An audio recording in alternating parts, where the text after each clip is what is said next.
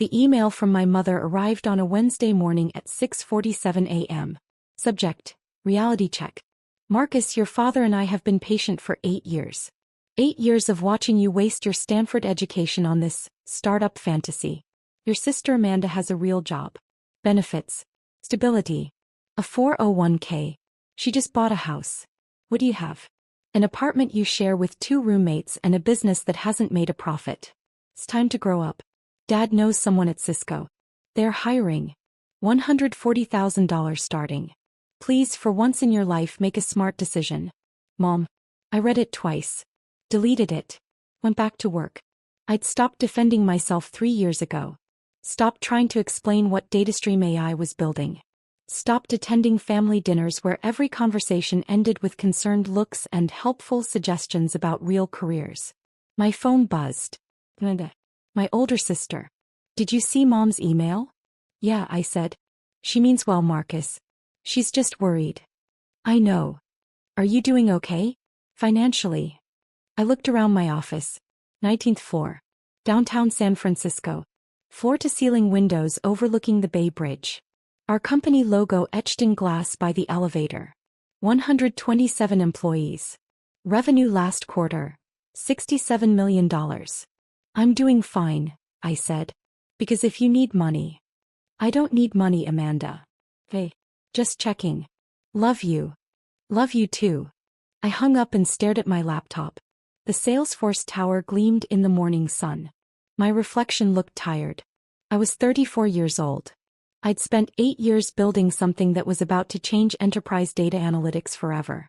And my family thought I was failing. The irony was almost funny. Almost. It started when I was 26. Fresh out of Stanford with a master's in computer science. I'd been recruited by Google, Facebook, and Amazon. Offers ranging from $165,000 to $195,000.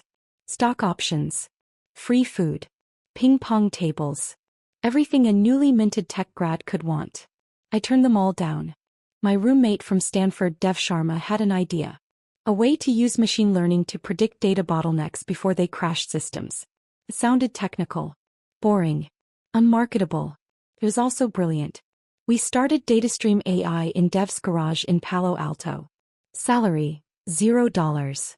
Funding, $30,000 we'd saved between us. Staff, 2 guys with laptops and ambition. My parents were horrified. You're walking away from Google? Dad said at Sunday dinner. He was an electrical engineer at Lockheed Martin. 41 years at the same company. Pension. Stability. The American dream. To start a business with Dev, I said. What kind of business? Data analytics. Machine learning. Predictive algorithms for enterprise systems. Silence. Mom spoke first. What does that mean in English? We help companies prevent their computer systems from crashing. And people pay for that? They will, I said. Dad shook his head. Marcus, 90% of startups fail in the first year. You're throwing away a 6-figure job at Google to join a statistic. Maybe, I admitted. But if it works. If, Mom interrupted. That's a big if. Amanda graduated a year after you. She took a job at Deloitte. She has health insurance. A retirement plan. She's saving for a house. That's what success looks like. Amanda was sitting across from me. She looked uncomfortable. Mom, I'm sure Marcus knows what he's doing. Does he? Mom looked at me. Do you even have health insurance? Not yet, I said. What if he gets sick? What if this startup thing doesn't work? Then I'll get a job, I said. Companies are always hiring engineers. But that wasn't good enough. Nothing was ever good enough except the path they'd chosen for Amanda. The safe path.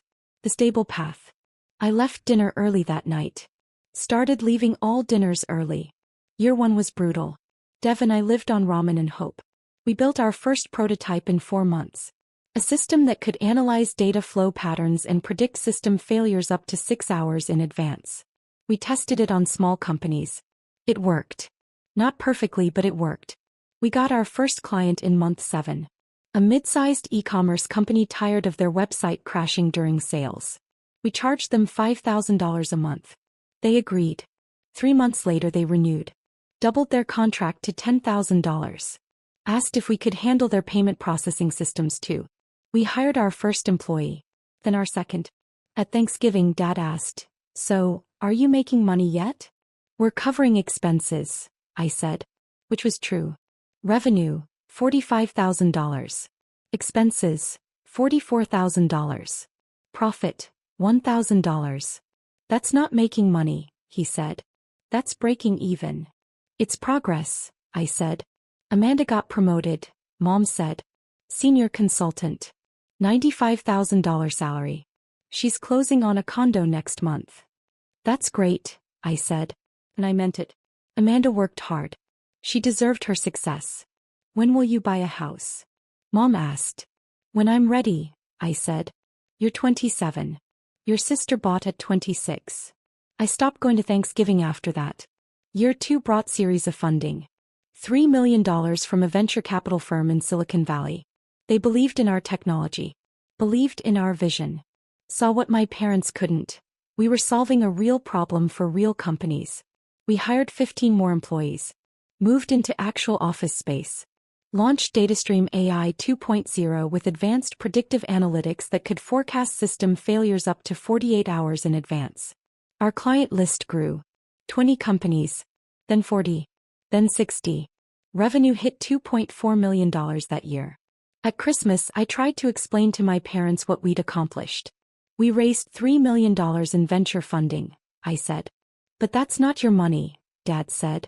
"That's investor money. What are you making?" "My salary is $75,000 now." Mom frowned.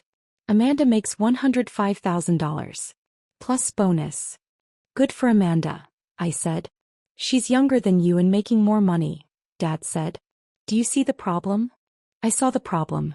It just wasn't the one they thought it was. Year 3. Year 4. Year 5. We grew. Slowly. Then faster. Series B, $12 million. 65 employees. Series C, $35 million. 114 employees. We signed contracts with 3 Fortune 500 companies. Our technology was preventing an average of 47 major system failures per client per year, saving them millions in downtime and lost revenue. But I stopped talking to my parents about work. What was the point? Every conversation was the same. "When are you going to get a real job?" "This is a real job, Mom. I mean stable. With benefits. Amanda's director now. $140,000. She's talking about buying a house in Palo Alto. That's wonderful. She's 31. You're 32. You're still renting." I was renting a 1-bedroom apartment in Mission District for $3,200 a month. I could have bought a house.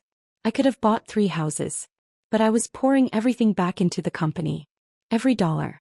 Every resource. Every ounce of energy. Because we were building something that mattered. Companies using DataStream AI reported 89% fewer critical system failures. 94% reduction in unplanned downtime. $2.7 million in average annual savings. But my parents didn't want to hear statistics. They wanted to hear that I had a 401k match and a corner office at an established company. So I stopped telling them anything. Year 6 brought the breakthrough. Amazon approached us. They wanted to integrate our technology into AWS. All of AWS. Every server. Every system. Every client. The contract was worth $47 million over 3 years. We hired 73 more employees. Moved into new offices downtown. 19th floor. Views of the Bay. Series D. $120 million. Valuation. $890 million. I was worth approximately $312 million on paper. Between my founder's equity and vested stock. At 33 years old. But I didn't tell my parents. What would I say? "Remember that waste of time you've been complaining about for 6 years? It's worth $890 million now." They wouldn't believe me. Or worse, they would believe me and suddenly everything would change. The years of disappointment and disapproval would transform into pride. Not because I'd stayed true to my vision. But because I'd finally achieved something they could understand. Money. So I stayed quiet. Amanda called me in October. "Hey, are you coming to Mom's birthday dinner?" "I don't know," I said. "Marcus, you haven't been to a family thing in 2 years." "I've been busy." That's what you always say. What are you so busy with? Work. That startup is still going? Still going. Like it was a car on fumes. A dying patient on life support. Yeah, I said. Still going. Mom thinks you're avoiding us. I am avoiding you. Silence. Then, why? Because I'm tired, Amanda. I'm tired of defending my choices. Tired of the concerned looks. Tired of being compared to you like I'm failing some test I didn't sign up for. We just want you to be happy. I am happy, I said. I'm building something incredible. Something that matters. But none of you can see it because it doesn't fit your definition of success. That's not fair. Isn't it? When's the last time anyone asked me about my company? Really asked?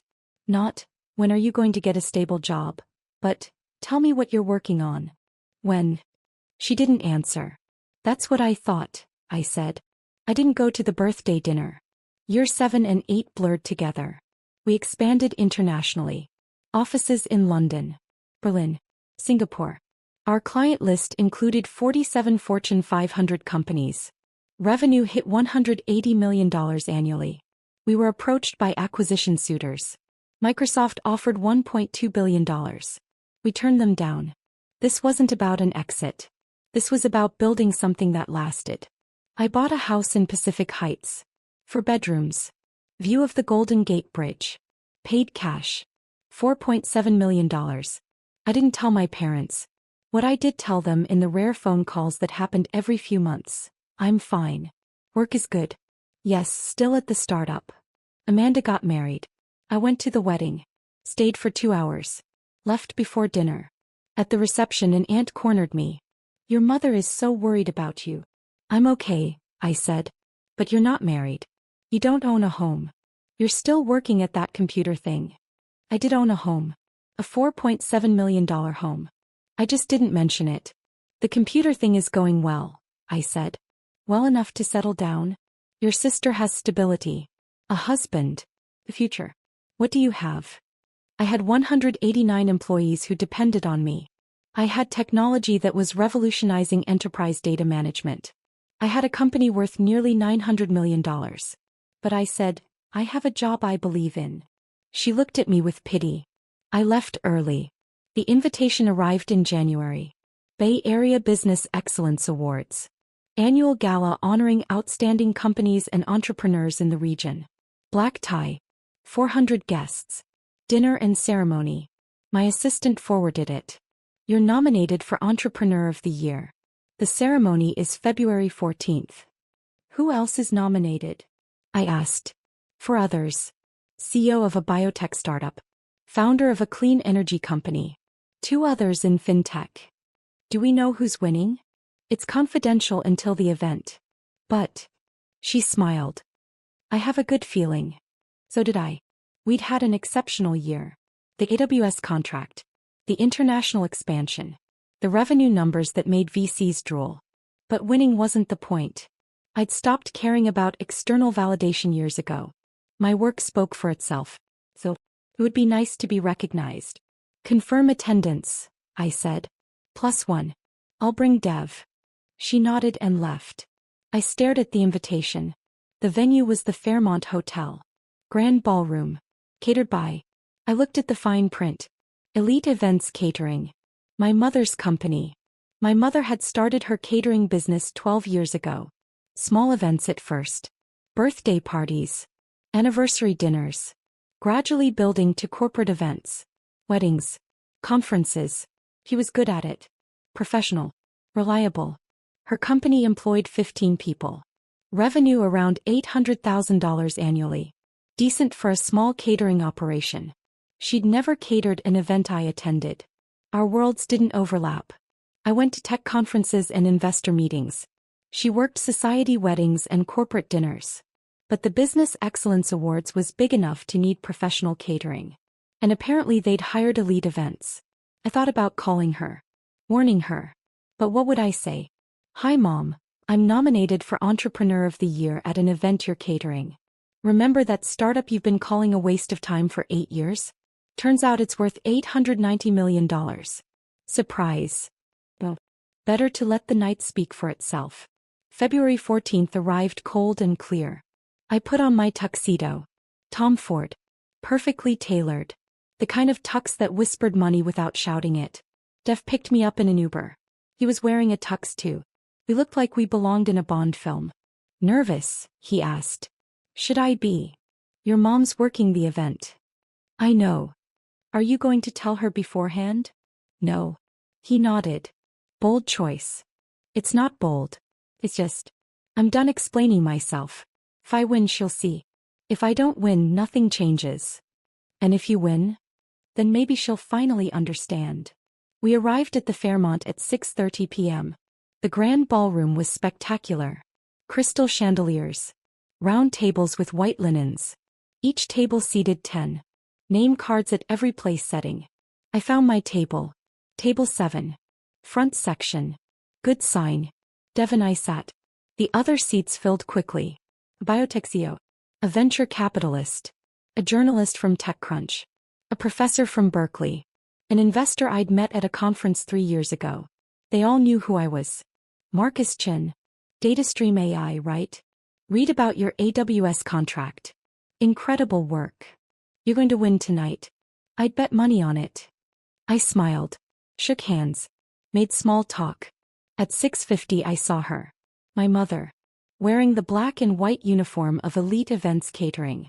Hair pulled back. Professional. Efficient. She was directing her staff near the kitchen entrance.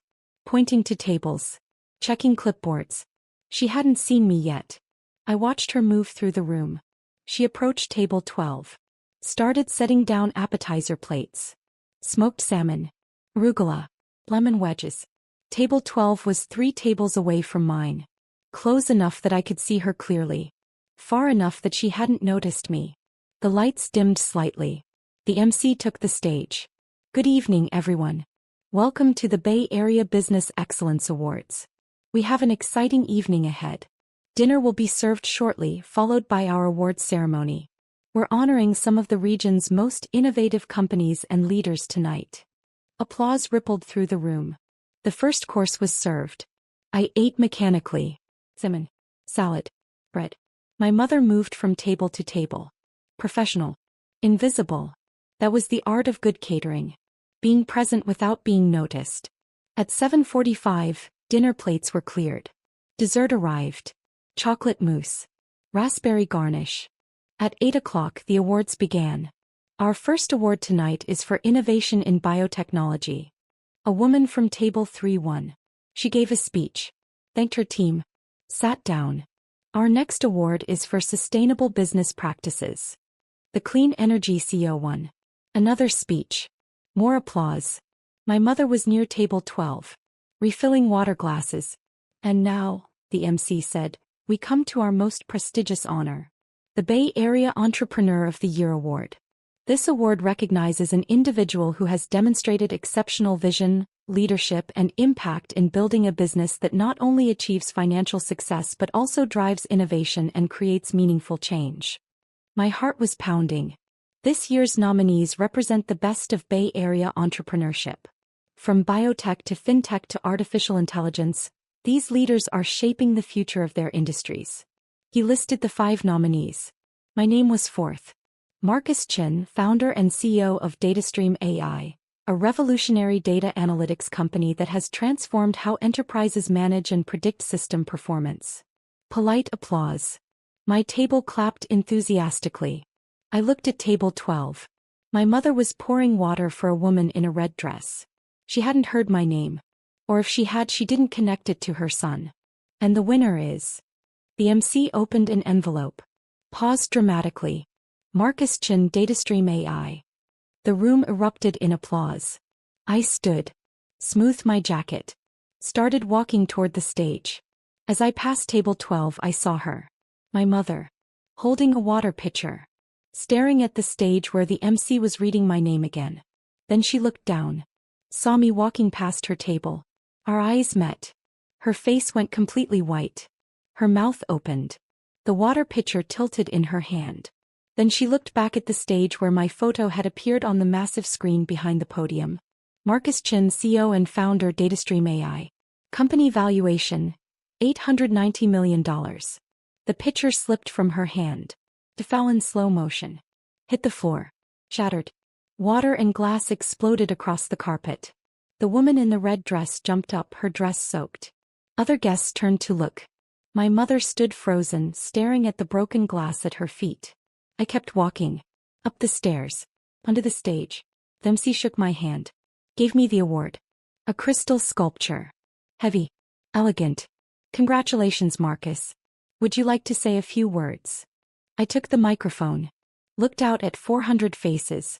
And one face in particular. My mother. Still standing by table 12. Her colleagues were cleaning up the broken glass around her.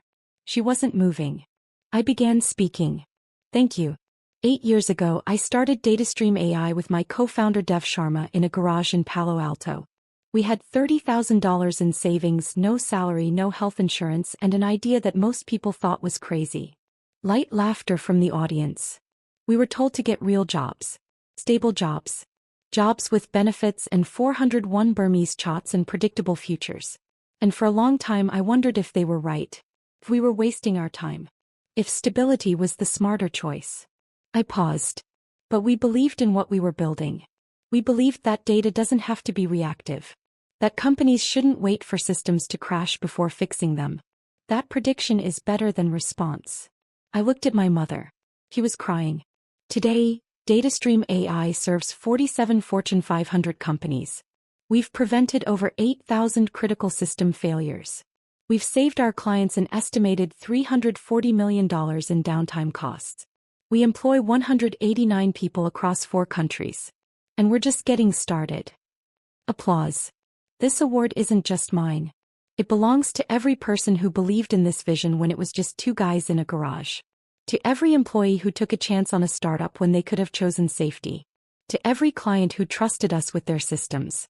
To my co-founder Dev, who's been with me since day one. I held up the award. And to everyone who ever doubted us, thank you. You made us work harder. The room stood. Standing ovation. I walked off stage. Back to my table. Set the award down. Dev hugged me. That was perfect. The other guests at my table congratulated me. Shook my hand. Asked for business cards. I looked toward table 12. My mother was gone. I found her in the kitchen corridor 20 minutes later. She was sitting on a metal folding chair. Still crying. One of her employees stood nearby looking concerned. Mrs. Chin? Are you okay? I'm fine, she said. Just give me a minute. The employee saw me approaching. Sir, this area is for catering staff. It's okay, I said. She's my mother. The employee's eyes widened. She looked at my mother. Then at me. Then quickly walked away. I sat on the folding chair next to her. For a long moment neither of us spoke. Finally she whispered, $890 million. Yes. 8 years. Yes. And you never told us. No. She turned to look at me. Her makeup was running. She looked older than I remembered. Tired. Why? She asked. Why didn't you tell us? I took a breath. Because it wouldn't have mattered. Not at first. When we were in the garage with $30,000, if I'd told you we were going to build $1 billion company, you wouldn't have believed me. You would have thought I was delusional. When we raised our first $3 million, you would have said it was investor money, not real money. When we hit $10 million in revenue, you would have said we weren't profitable yet. There was always going to be a reason it wasn't good enough. So I stopped trying to prove myself to you. That's not fair, she said. Isn't it? Mom, you spent 8 years telling me to get a real job. 8 years comparing me to Amanda. 8 years treating my company like a hobby I needed to outgrow. Because we didn't understand. You didn't try to understand, I said quietly. That's the difference. You never asked what we were building. You never asked to see the office. You never asked about our clients or our technology or why I believed in it so much. You just decided it was a waste of time and spent 8 years waiting for me to admit you were right. He was crying harder now. We were worried about you. I know. But your worry looked like judgment. Your concern looked like disappointment. And after a while I just stopped coming around because it hurt less than constantly feeling like I was failing you. You were never failing us, she whispered. That's not how it felt. We sat in silence. In the ballroom, the ceremony continued. Another award. More applause. I'm sorry, she finally said. I'm so sorry, Marcus. We were wrong. About everything. About the startup. About your choices.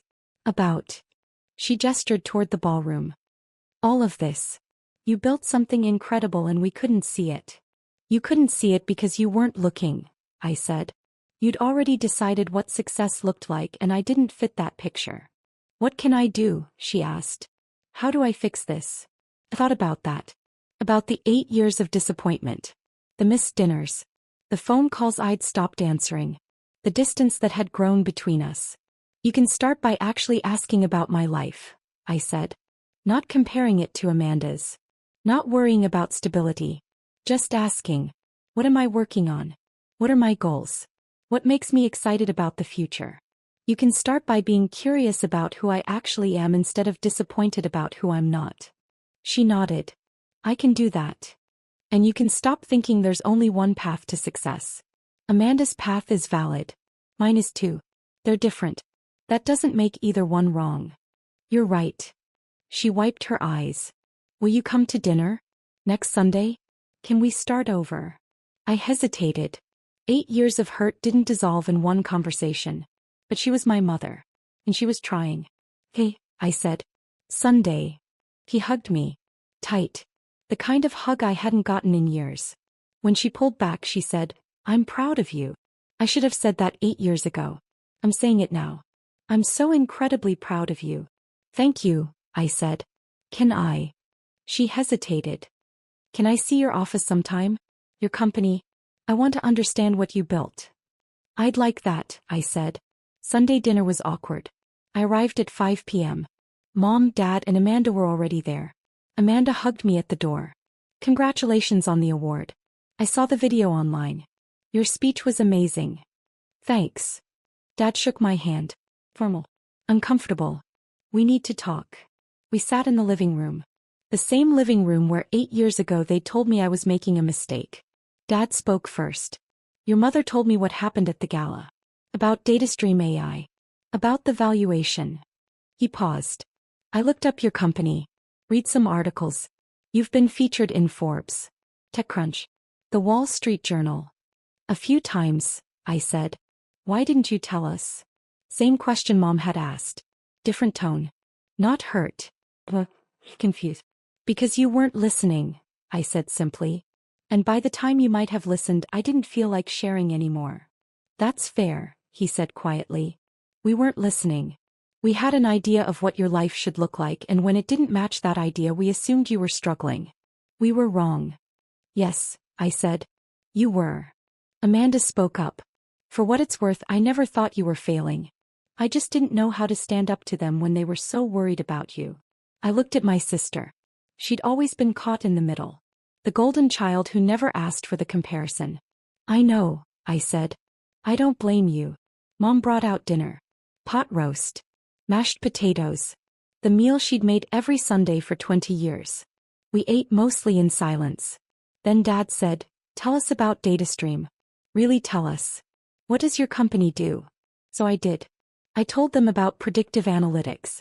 About machine learning algorithms that could see patterns humans missed. About the AWS contract. The international expansion. The lives we'd indirectly saved by preventing critical system failures in hospitals, power grids, and financial systems. I told them about our team. The brilliant engineers from MIT, Stanford, Berkeley. The sales team that had signed 47 Fortune 500 contracts. The customer success managers who worked around the clock to make sure our technology delivered. I told them about the future. The product launches planned for next year. The industries we were expanding into. The potential IPO in 18 months. They listened. Actually listened.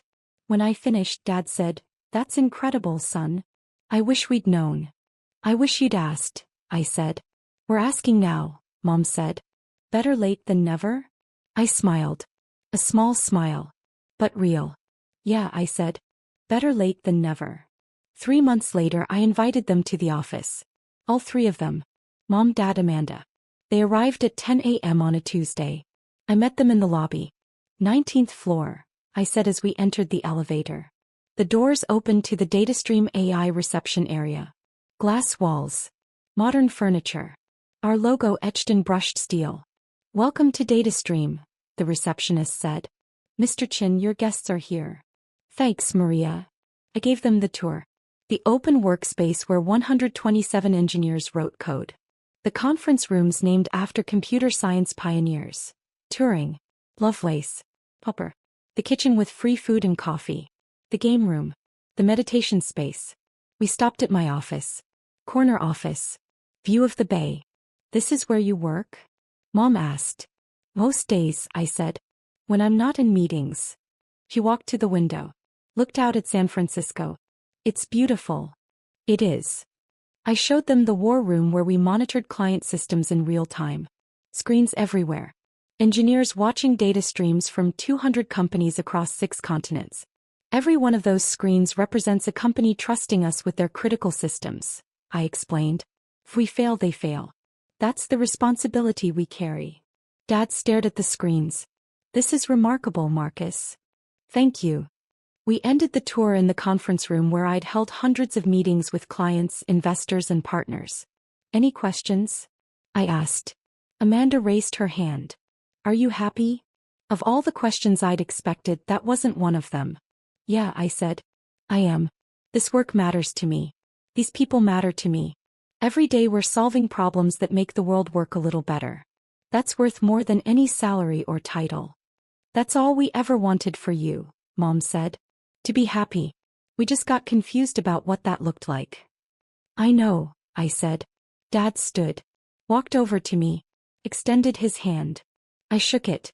"I'm sorry," he said. "For doubting you. For not believing in this. You proved us wrong in the best possible way." "I wasn't trying to prove you wrong," I said. "I was trying to prove myself right." "You did," he said. "You absolutely did." 6 months later, DataStream AI went public.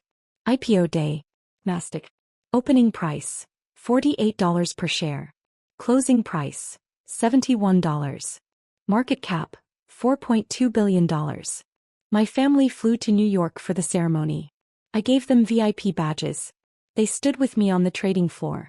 When I rang the opening bell, they cheered louder than anyone. Afterward, a journalist approached. "Mr. Chin, what does this moment mean to you?" I looked at my family. At my parents who'd spent 8 years worrying I was wasting my life. At my sister who'd been caught between supporting me and supporting them. "It means everything I believed in was real," I said. "It means the risk was worth it. It means trusting yourself when no one else does can lead to something extraordinary." Any advice for aspiring entrepreneurs? I thought about the garage. The ramen. The doubt.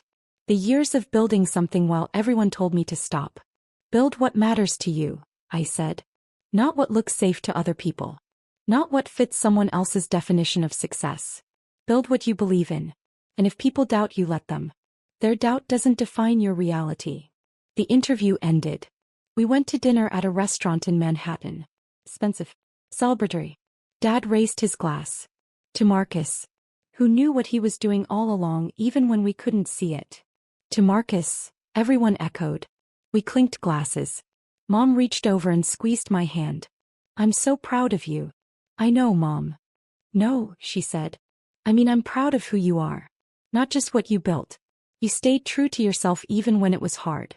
Even when we made it harder. That takes courage." "Thank you," I said quietly. Amanda smiled. "For the record, I always knew you'd do something amazing. I just didn't know it would be this amazing." I laughed. Neither did I. We ate. We talked. We celebrated. And for the first time in 8 years, I felt like my family finally saw me. Not as a failure who needed saving. Not as a cautionary tale about risk and instability. But as someone who'd built something real. Something lasting. Something that mattered. 8 years of doubt. 8 years of proving myself. Worth every single day.